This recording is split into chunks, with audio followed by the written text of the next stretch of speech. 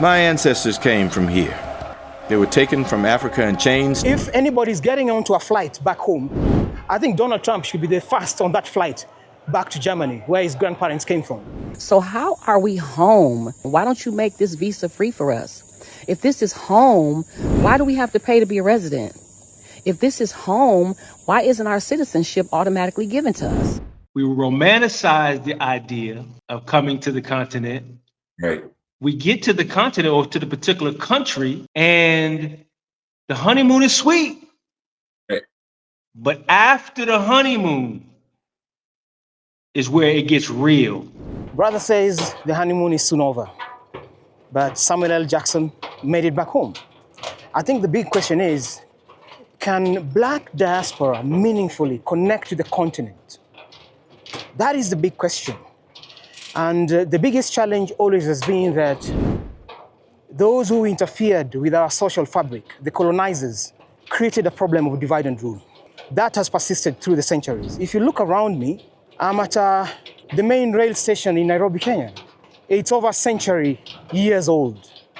And this is the exact symbol of what you would call divide and rule, because the rail station came into the country, got the Brits from Mombasa, from the coast, all the way to the interior of the country, to the next coast in Kisumu, all the way to Kampala in Uganda. That is how the colonizers divided Africa. So this is a still symbol of that division that happened. It continues until today. So I want us to share, look at what these brothers and sisters are talking about in terms of the pain of coming back home to Africa. What challenges are they facing? And I'll demonstrate to you that the biggest challenge that we have as Africans on the continent is that we are divided. The oppressor has always come back, divided us. So we need to look out for that. Let's listen to these brothers and sisters, react to it. And I can assure you there's so much to share about Africa and diaspora Africans. This is Afrocentric. We romanticize the idea, right, of coming to the continent. Right. We get to the continent or to the particular country, and the honeymoon is sweet. Right. But after the honeymoon is where it gets real, right? Right. I'd like for you to speak to us about that after the honeymoon period. You know how we do. We keep it a, Right. as you say, we keep it a buck. Here's the part that needs to be understood. We are Black people from America. Right. We have a history of an experience living in America. And for most of us that are deciding to come, we're coming to Africa because we are wanting to be removed from that experience or reconnect to something that we know deep inside of us is a part of us to be found here on the continent. And we will be remiss if we being here and having these experiences, knowing that this is the situation and condition of our brothers and sisters back home, and not tell them and tell them the full story. And that's why it's romanticized, because people are afraid to tell their truths. We got to hear all the fluff. We got to see all the entertainment, all the sweet, good stuff. We fell for it. Everybody does. But when you have people that tell you their story and you get to hear their version, you have something to weigh your choices on. That's right. Now you know, okay, this could happen, and this is my situation too, and I really needed this, and I relate to that brother. That's because you got the truth. So don't get offended. Right. Period. And So, you know all what? right, brother Will, talk to us, brother. and you know what? You are touching point on a good subject, because as African Americans, we all look at Africa as the motherland, right? It's the motherland. That's where we came from. Well, a good portion of the country believe that. Some Americans, African Americans, believe that we're from America, but that's another conversation. But in reference to how I felt, and then again to the viewers, this is my experience. I'm speaking from my experience and my thoughts. Everybody is different, but I'm only going to give you my perspective and my experience on being American and then moving to Africa. And you're right. I was the same way. I romanticized, like, one day, wow, I want to go to Africa and reconnect with my people. And yeah, that's where we come from. But then once you get there, you're seeing that you're not seen as African. You're seen as an American. You like seen as a Black American. You just American is happen to be Black in most situations. And I felt that way when I initially went to Ghana. And I was like, oh, okay.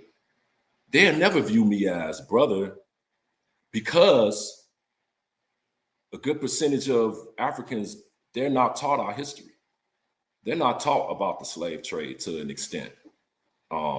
So they don't understand why we romanticize coming to Africa. Because when we come and we visit, they be like, why you all are here? We want to move to America. Why you all coming here? So I think a lot of African Americans, when you come to Wanda or come to Wanda, Africa, or wherever, you have to adjust your emotions, because Africans don't view us as brothers and sisters. I'm just gonna keep it a buck. They view 90% of them view us as foreigners. So, and I think when we get there and we have that wake up call, it put a bad taste in a lot of people's mouths, because they come and they thinking that they're returning to something that doesn't exist anymore. There are Americans coming over here being nasty, doing nasty things, and being bad to the locals. Now, let me flip the script, okay? Let's talk about the fact that we get abused over here too. Y'all invited us to come home, which by the thousands we did.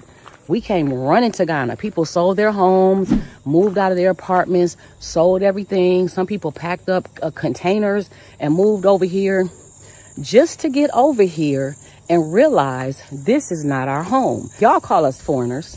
Ghanaians call us that. We didn't make that word up. We didn't start calling ourselves that. We don't know that that's what y'all call the white people and the Chinese, because we're not around them. But we know that that's what y'all call us. I ain't never heard the word before, Toby, till I came to Ghana. Okay, y'all invite us home. Let's talk about what y'all do to us and how this process looks to me. According to y'all, the ones of us that were stolen, so let's talk about the process of coming home. We got stolen from our mother, our birth mother and father. 20 years later, we're probably 26 years old now. Our mother finds us and she said, baby, y'all come home. I miss you. Come back home. Get out them streets where they don't love you at and come home. So we drive, take a taxi, however we get to our mother's address. We get there. But before she let us come to the door, she says, oh, welcome home. But before you come in, can you pay me $300 to enter the door? That's the visa to come home. So, okay, we happy to be home. So we paid $300 to our mother to step foot in her house, because we're excited to be home to the motherland, okay? We get in there and now it's dinner time. And she has plates on the table for the kids that grew up in the house. And she has a plate on the table for me and my sister, who was stolen years ago. And she says, oh, my daughters, because you didn't grow up here, my children get to eat free that grew up here, but because you were stolen and you're just coming back, I have to charge you $20 for a plate. So me and my sister, we're so happy to be home. We're confused. We pay her $20 for a plate. Okay. That's the cocoon shit. That's y'all giving us different prices for shit. Okay. Now we're at our mother's house and we're enjoying being there. We see something's a little weird, but we enjoy being back home with our mother. We decide we want to stay. And she goes, oh, you want to stay a little longer? You're going to have to pay me $1,000 every year to stay here. That's the residency. Now we're paying her for residency, even though she invited us home after we were stolen from her. Okay. Now we pay the residency. And then we decide, you know what? We want to get on the birth certificate. We kind of like it here. It's a little weird, but we comfortable enough to stay here.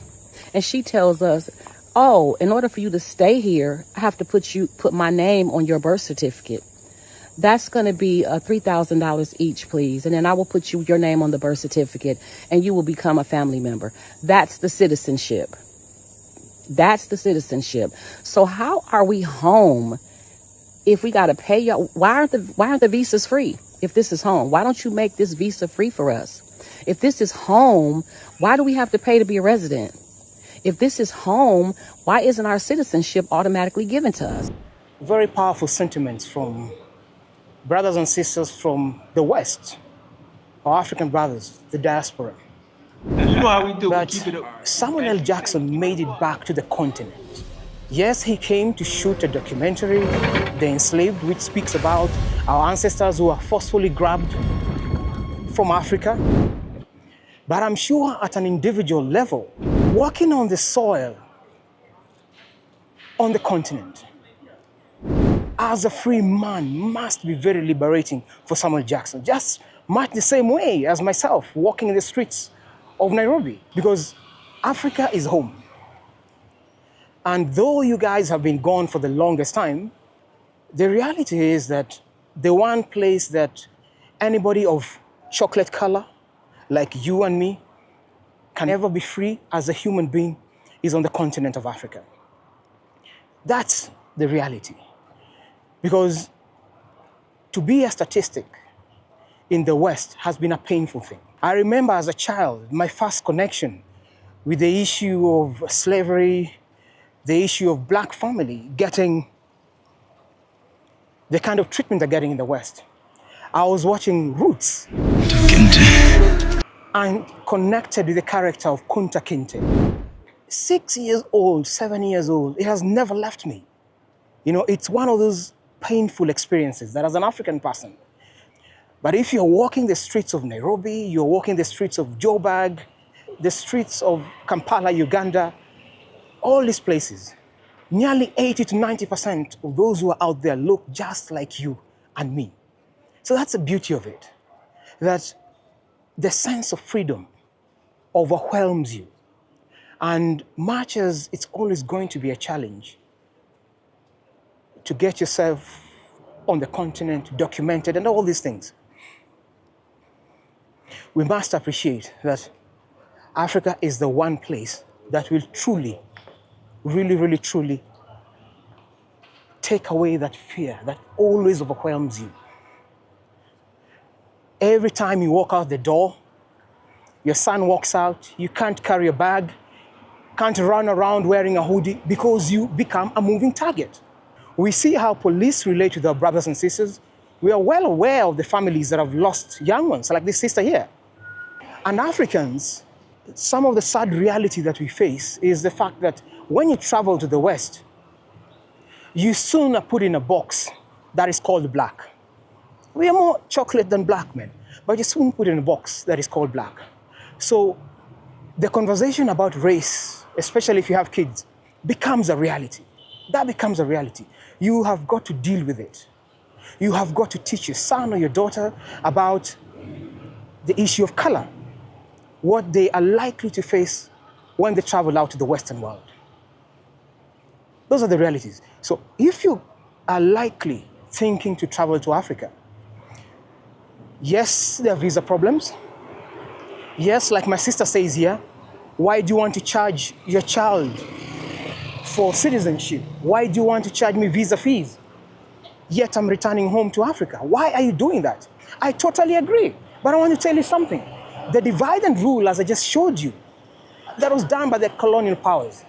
And even the US, honestly, the US is a colony. The US is a colony that was created by, surprisingly and sadly, Europeans who are running away from persecution on the continent, persecution in Europe. The unfortunate bit is they have carried along the antics, what they experienced in the US, they brought with them to the continent of Africa. They certainly brought it to America and engaged in a cleansing of the communities that they found on the US soil. Indians.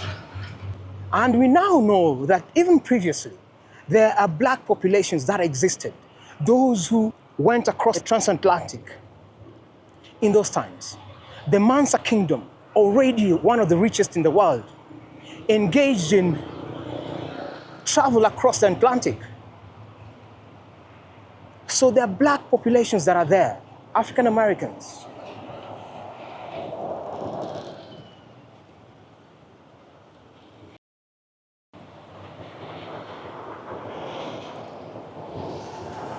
So like I said, the Brits definitely engaged in a divide and rule. That's how they conquered. Those who bought the slaves, those who sold the slaves. And of course, there was the use of the gunpowder. That was an advantage that they had, that they came about that very early on. But we know, for example, that Shaka Zulu in South Africa took a lot of them out. You know, those are the realities. So this is Nairobi on a weekend. This is Nairobi on a weekend. Just have a look around. This is Nairobi on a weekend.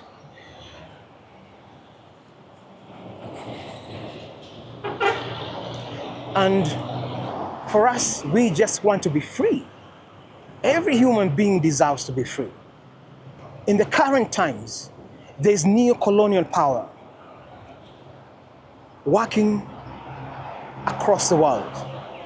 And nation states that have always been at the top, the hegemons of the world, especially the US, their thing has been that they want to maintain that status quo for the longest time. And they'll do it at any cost. It all revolves around supremacy, man. It all revolves around supremacy. And you got your man back in office, Donald Trump. Make America great again, you know? But maybe it's time for us also to think, make Africa great. Not MAGA, make Africa great, because Africa is great. Africa feeds the world. Africa powers the electric cars, the Teslas that you see there in your country. Those are the realities, man. So we have got to recognize that. If we don't recognize that, then you're failing ourselves. So I'm crossing Kenyatta Avenue in Nairobi. This street is named after Mzee Jomo Kenyatta. Mzee Jomo Kenyatta was the founding president of this country.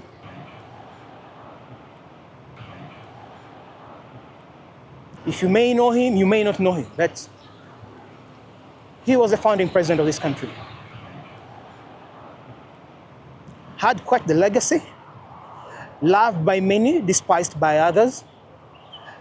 And to a certain degree, when we fought off the Brits, it's not documented in history. I think that's one of those things that are hidden. When we fought the Brits, this gentleman did not seem sympathetic to the Mau Mau cause.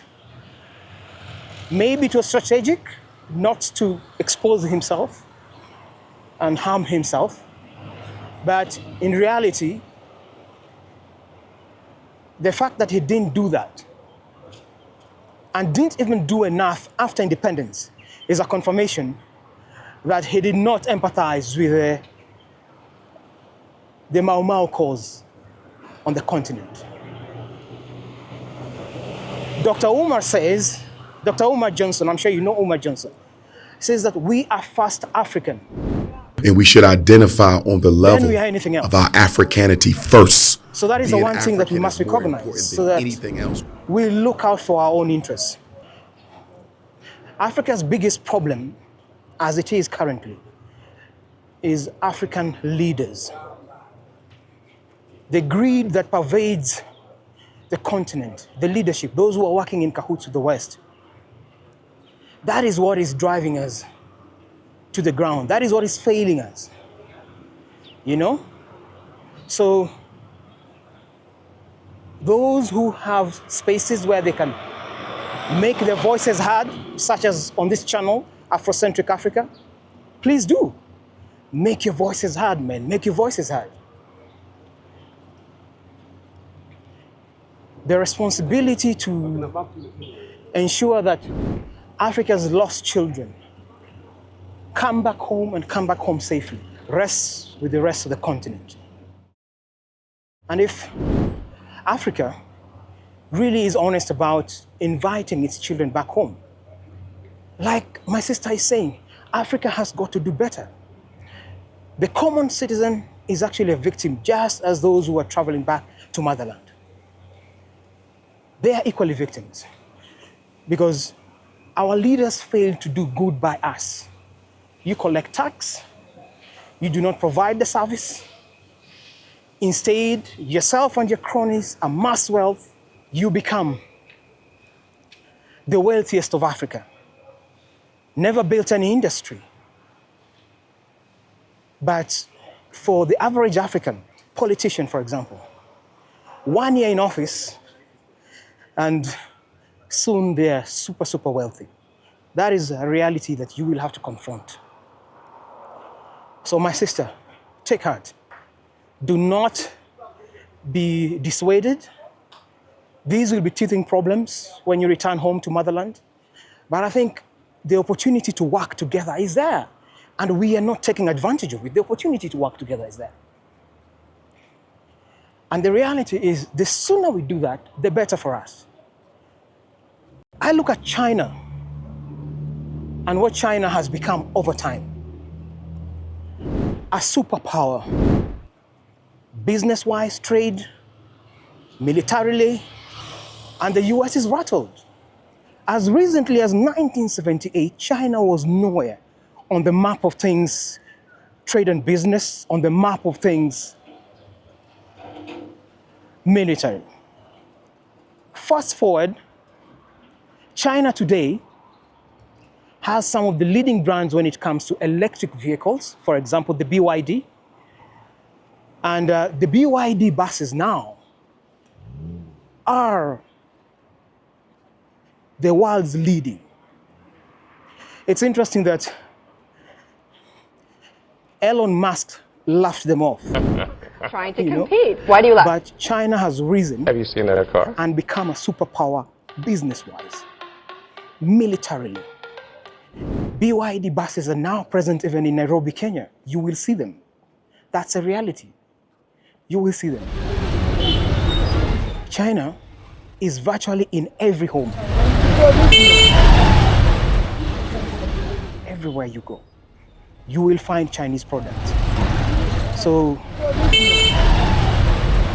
Africa does not need to reinvent the script. Follow the footsteps of China.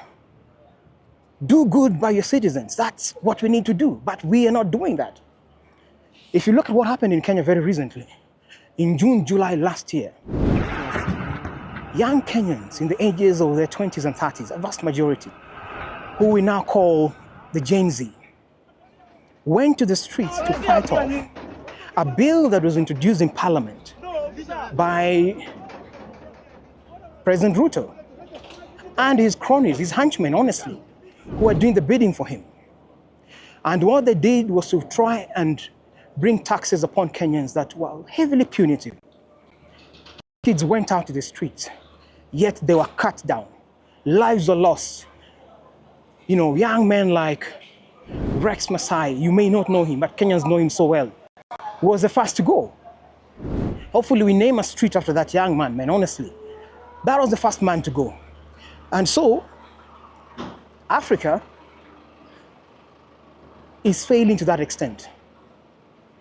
But young Africans are saying enough is enough. We will have to figure out a way to fix this problem. Honestly, I just don't know how, but I know that, for example, in Kenya, we have a growing black population, especially of Americans in Kenya, living in Kilimani areas. The residential tourists and beauty is universal, that's one of them.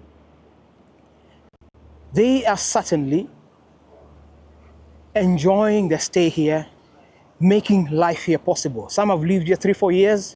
Beauty is universal, has been here for a good 7 years. So that tells you a story that it is possible to make life on the continent of Africa. But the responsibility, the onus is on us to do this, man. We have to do this.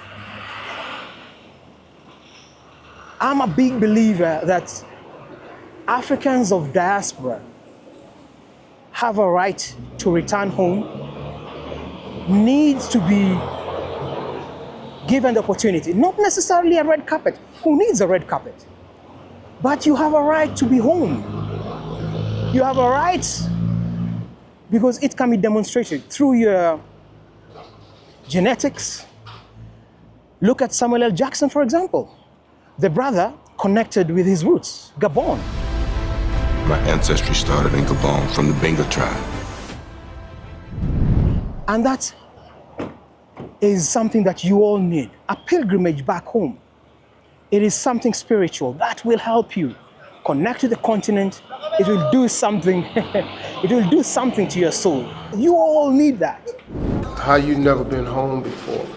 I think it's emotional for everybody. Every African American should experience this.